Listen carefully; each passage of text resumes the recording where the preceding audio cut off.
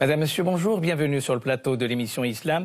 Dans le cadre d'une série consacrée au retour à la grande tradition et aux textes fondamentaux de l'islam, nous allons consacrer 2 émissions, celle de ce matin et la semaine prochaine, à la question de l'exégèse. Et évidemment, une des dimensions de cette exégèse, l'exégèse féminine. Y a-t-il une exégèse au féminin? Pour nous accompagner ce matin et la semaine prochaine, Eva Janada, bonjour. Vous êtes universitaire et cofondatrice de l'Association pour la Renaissance de l'Islam Mu'tazilite. Vous nous direz tout à l'heure un mot sur justement l'association et son objectif. À côté de vous, Monsieur Hossein Benkhira, bonjour. Vous êtes professeur à l'École pratique de hautes études en sciences sociales et vous êtes vice-président de l'Association pour les études sur le Moyen-Orient et le monde musulman. Je vous invite à regarder avec nous ce document qui, justement, relate le point de vue d'un certain nombre de personnes que notre équipe a été interrogée à Paris. Regardez. On a, à notre époque, tendance à vouloir réinterpréter le Coran, et là, ça m'inquiète un peu, vu qu'on a quand même quelques pressions qui peuvent pousser certains à être référents dans des explications.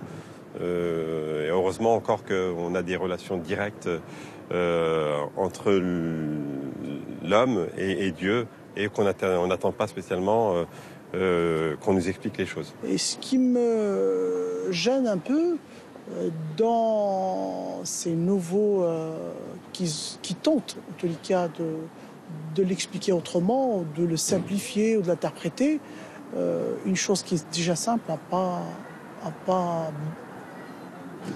à expliquer.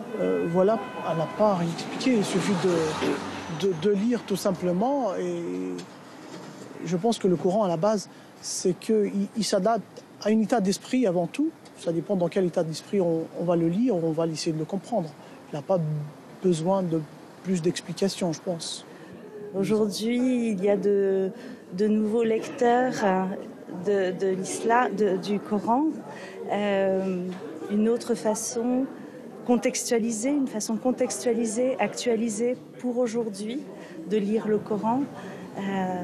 Ça peut répondre à une soif de nos concitoyens, de nos amis ici aujourd'hui au XXIe siècle, et avoir un support et une ligne de conduite, une feuille de route pour mieux vivre ensemble.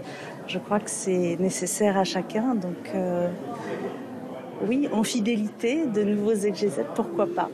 Le prophète lui-même, il a dit, allez-y apprendre même si vous allez en Chine. Chine à l'époque, c'était très très loin, là, le pays le plus lointain. Donc apprendre, il n'a pas dit pour les hommes ou pour les femmes. Allez-y apprendre. Et tant que vous n'avez pas la connaissance, vous n'allez pas connaître le Dieu. Plus vous connaissez le Dieu, vous avez la connaissance, plus vous êtes alem. Alem, c'est ce qu'on appelle, c'est-à-dire, vous savez quelque chose, plus vous vous rapprochez de Dieu. Et aujourd'hui, plus on le connaît, l'univers, on dit qu'il y a quelqu'un qui l'a créé, cette immensité. Document réalisé par Boualam Gritli. Eva Janada, vous avez entendu un certain nombre de propos. Quelle est votre réaction ?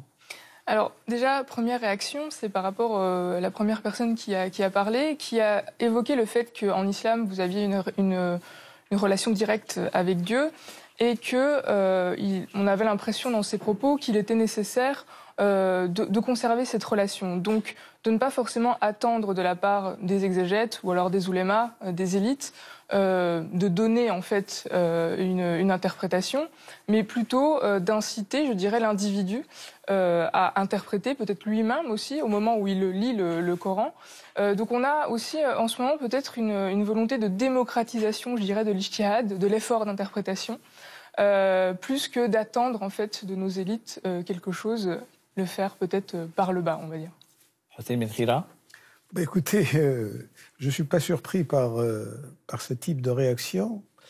En réalité, le problème qui se pose, c'est que il faudrait peut-être commencer par expliquer une petite chose. C'est un problème de terminologie. L'exégèse du Coran en arabe s'appelle tafsir. Il y a un autre mot qui aurait pu être utilisé, qui n'est pas utilisé, qui est le mot sharh. Sharh veut dire explication. Explication de texte, par exemple. Tandis que le tafsir n'est pas une explication du Coran. C'est ça la différence. beaucoup de gens confondent entre explication et exégèse.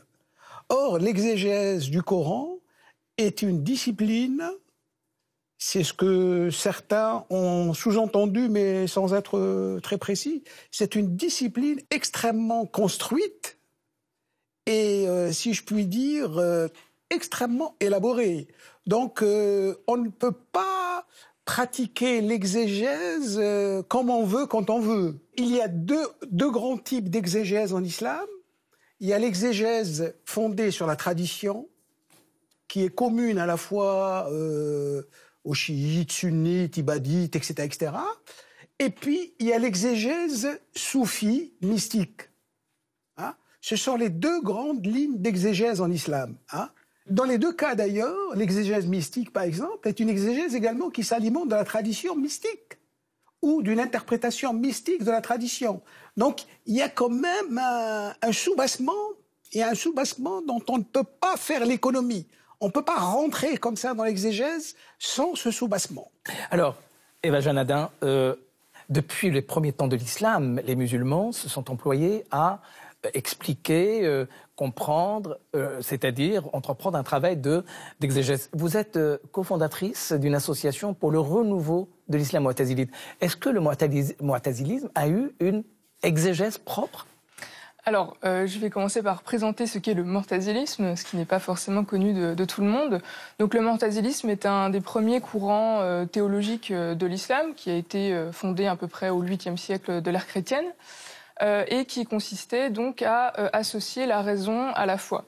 C'est-à-dire à s'opposer à une lecture qui serait uniquement une lecture traditionnelle, donc d'imiter des interprétations antérieures. Et le mu'tazilisme donc a eu deux principes qui étaient très importants à l'époque, c'est-à-dire l'unicité de Dieu et la justice divine.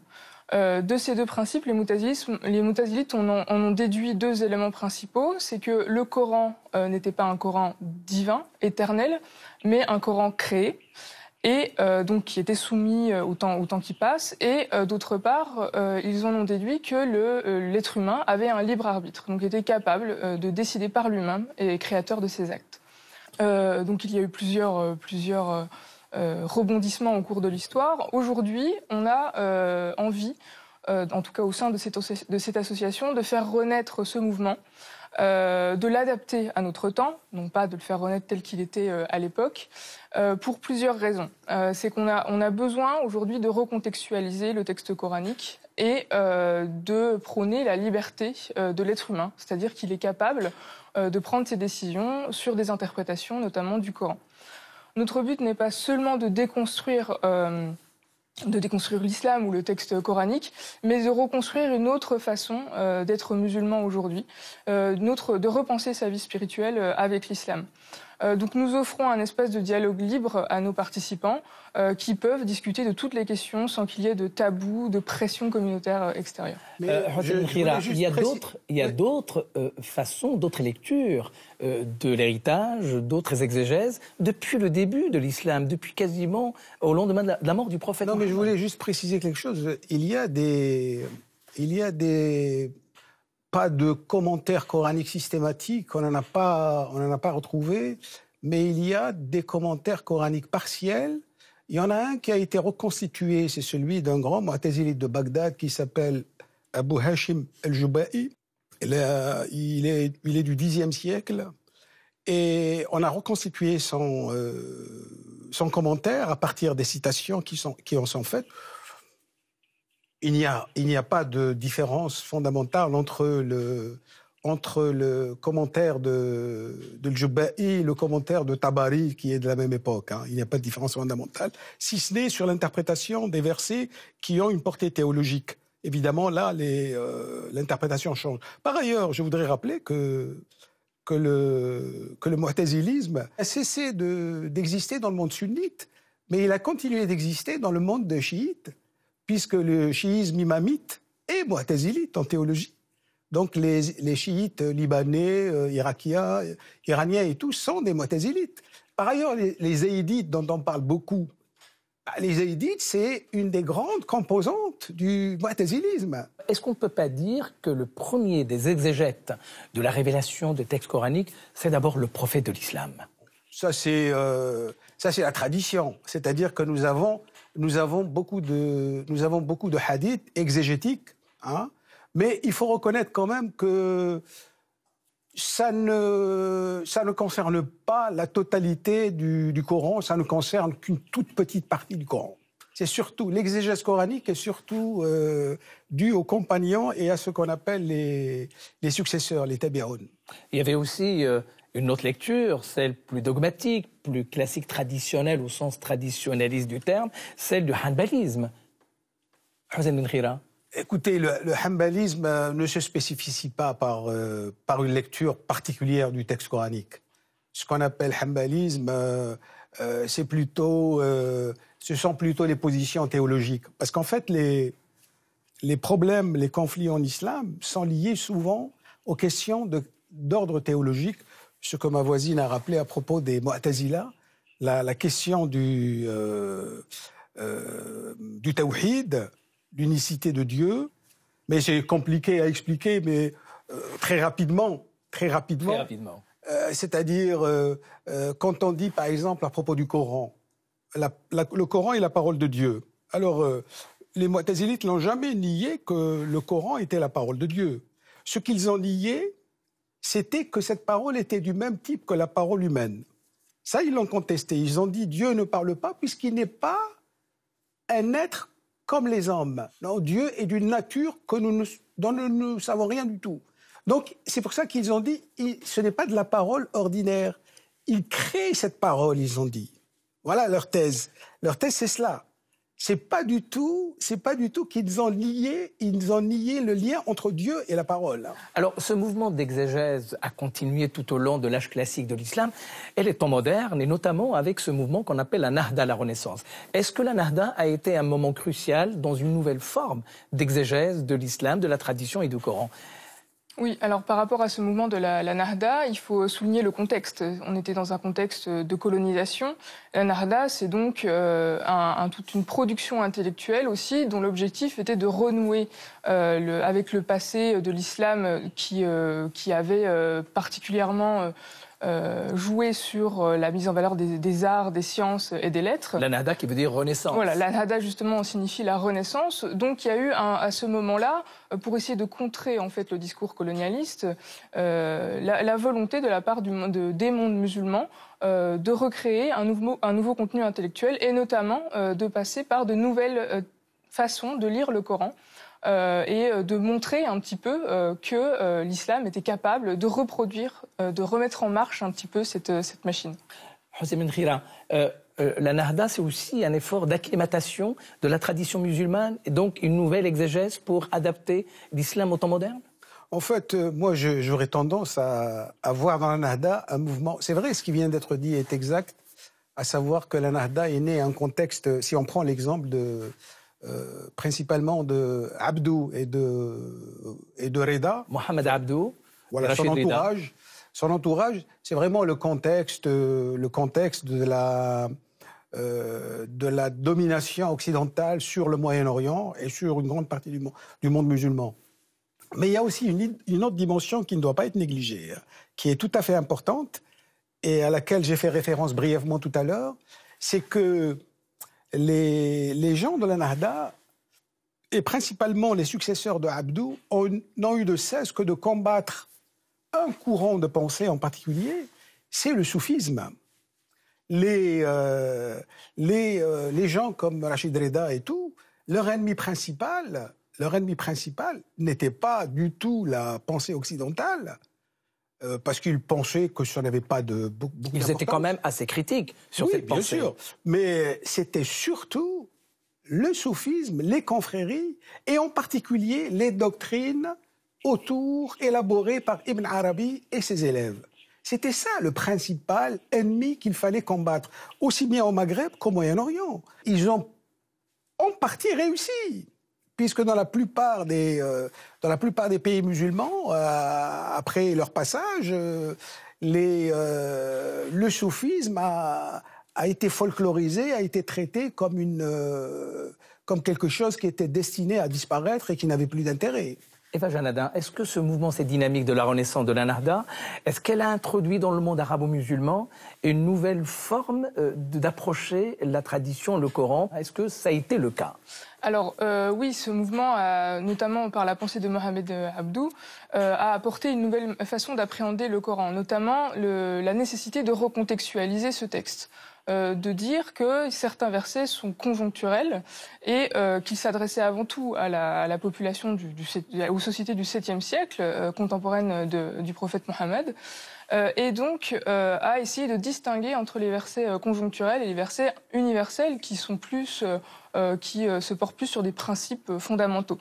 Donc Mohamed Abdou a essayé de mettre en place cette idée-là, ce qui, à mon sens, a essaimé un petit peu dans le monde arabo-musulman, mais pas seulement, aussi en Europe. Beaucoup de nouveaux exégètes ont fait de nombreux travaux au XIXe siècle, au XXe siècle et encore maintenant. Et évidemment, des exégètes féminines. Il ne faut pas oublier que Mohamed Abdou avait proposé de supprimer la polygamie en Égypte. Donc il a essayé de remettre justement en contexte tous les versets qui étaient en lien avec l'égalité homme-femme, ce qui a permis à des femmes de s'emparer un petit peu de ces questions. Nous reviendrons évidemment sur l'exégèse féminine ou féminin la semaine prochaine. Houssam El Khira, aujourd'hui, est-ce qu'on peut dire qu'il existe des pays arabo-musulmans qui encouragent ce travail d'explication, d'exégèse? Est-ce qu'il y a des centres de recherche? Si oui, lesquels? Et dans quelle situation se trouvent-ils? Écoutez, dans la plupart des cas, en fait, ce sont des aventures individuelles. Hein. Il n'y a pas véritablement de volonté. D'ailleurs, je pense que ce serait dangereux que ça soit encouragé par des pouvoirs politiques. Hein. Mais pour le moment, il faut reconnaître que ce qui manque, parce que l'exégèse contextualisée, ça a été pratiqué, à ma connaissance, par quelqu'un comme Tahar El-Haddad, le Tunisien. Quand il a abordé la question de la condition féminine dans son ouvrage dans les années 30, il explique il introduit la distinction entre les circonstances particulières et ce qui vient d'être dit, à savoir les versets à portée générale. C'est un concept qui vient de la pensée juridique islamique. Hein. Ça s'appelle khas l'am. Bon. Et il a introduit cette notion, en quelque sorte, pour limiter la portée de certains versets. C'est une idée, mais cette idée aurait dû être développée jusqu'à ses conséquences finales, à savoir promouvoir une exégèse historique du Coran. Or, ceci n'a pas été fait. Ce qui est fait dans le monde protestant et catholique, hein, une exégèse historique du Coran, c'est-à-dire savoir à quelle époque on a plutôt privilégié cette interprétation, etc., etc. Vous voyez, donc là, ça permettrait d'avoir une vision historique qui permettrait de mieux comprendre un certain nombre de choses. Alors, vous avez évoqué Tahar El-Haddad, 1899-1930, donc le début du XXe siècle. Les musulmans, aujourd'hui, sont partout dans le monde entier. Il y a une diaspora, il y a des musulmans dans le monde entier. Y a-t-il aussi un effort d'exégèse aujourd'hui dans le cadre de cette existence de musulmans ailleurs que dans les pays d'origine ? Alors oui, effectivement, vous avez tout à fait raison de pointer cet élément-là. C'est qu'aujourd'hui, il faut quand même savoir que le Coran, mais aussi la Sunna, sont des textes qui sont un peu rentrés au patrimoine de l'humanité. C'est-à-dire que maintenant, il n'y a pas que les musulmans qui lisent ces textes. Il y a aussi des non-musulmans qui les lisent, des non-croyants, mais aussi ces textes sont rentrés dans le monde universitaire, européen et occidental de manière générale. Donc ces textes sont désormais passés à la loupe historico-critique. Vous avez donc de nombreux pôles universitaires en Europe qui s'occupent d'essayer d'expliquer historiquement comment le texte s'est constitué. Vous avez notamment en Allemagne, qu'il faut quand même mentionner Berlin, avec le projet Corpus Coranicum, qui est un projet qui a été lancé à Berlin par l'Académie des sciences et qui a été repris en 2006-2007 par Angelika Neuwirth, dont l'objectif est de donner un apparat critique au texte à l'édition de 1923 du Caire du Coran.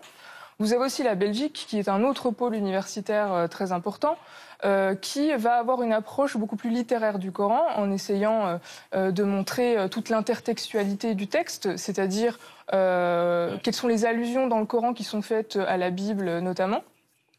Et vous avez quand même la France, il faut quand même le préciser bien sûr, vous avez des études coraniques en France. Depuis 2014, François Desroches a une chaire au Collège de France sur l'histoire du Coran.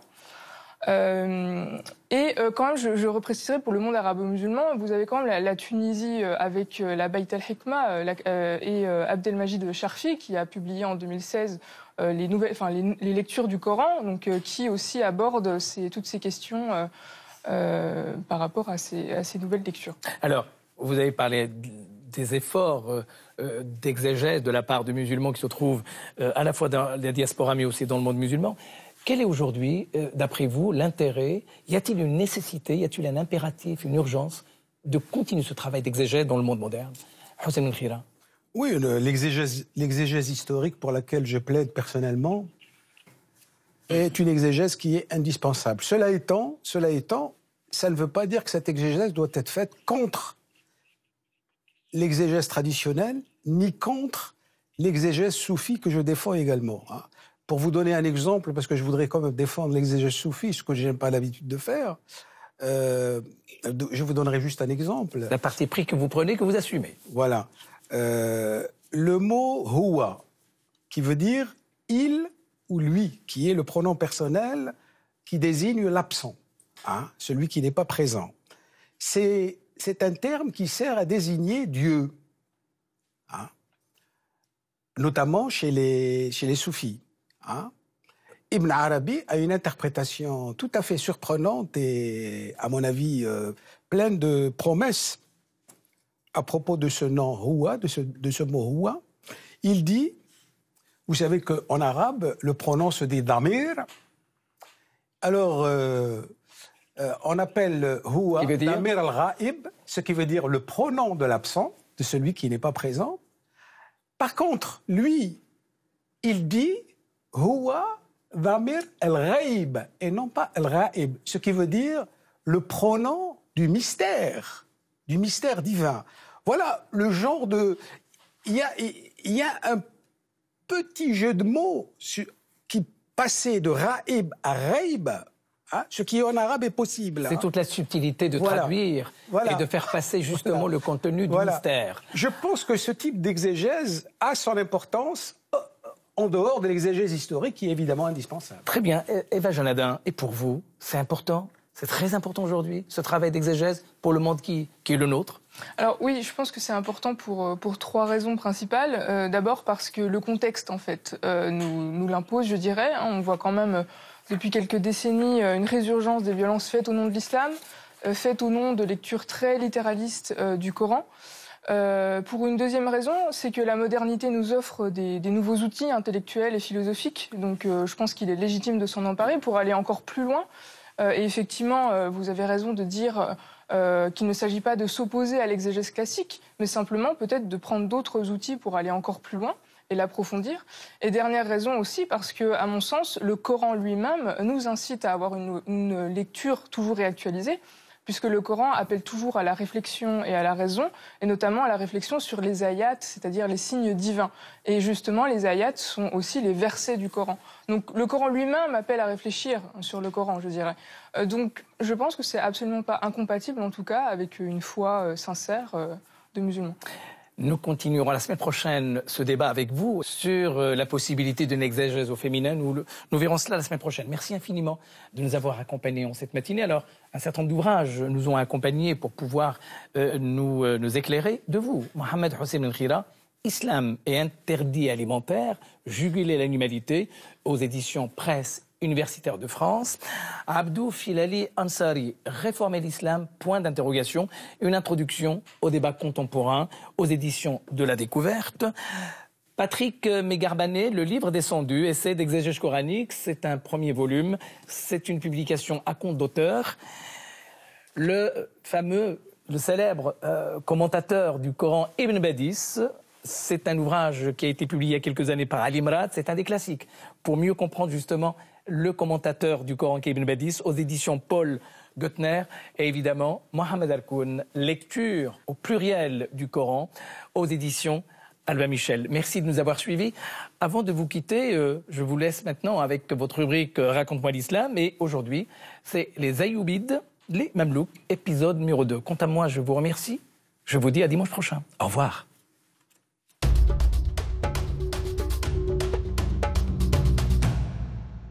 Bonjour, salam. Bienvenue dans votre rubrique Raconte-moi l'islam.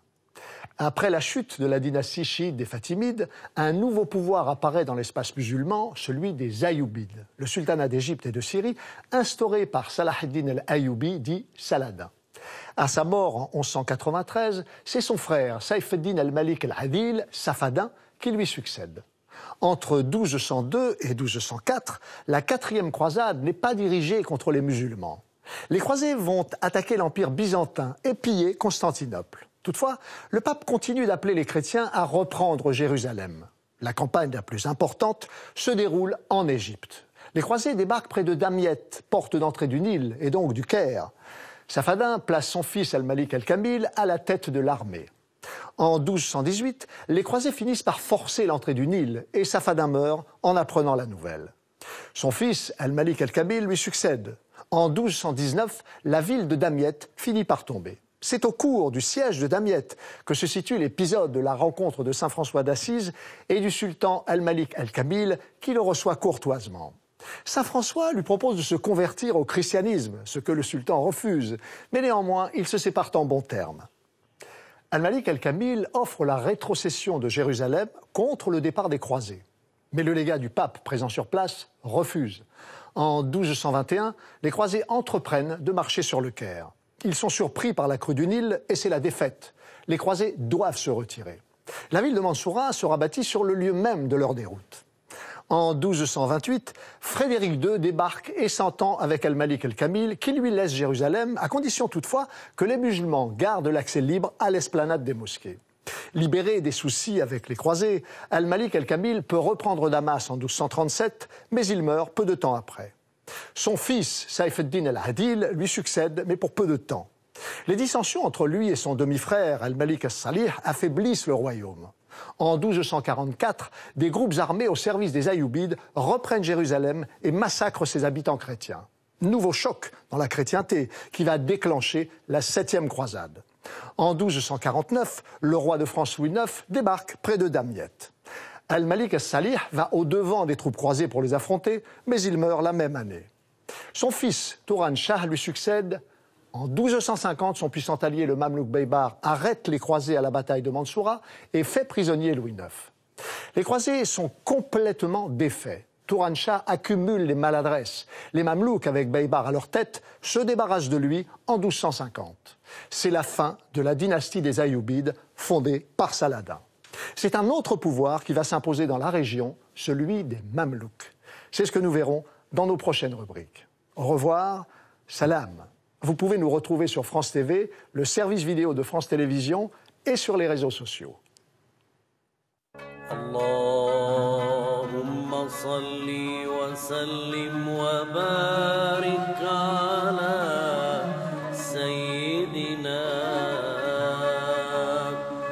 wa as'adina wa sanadina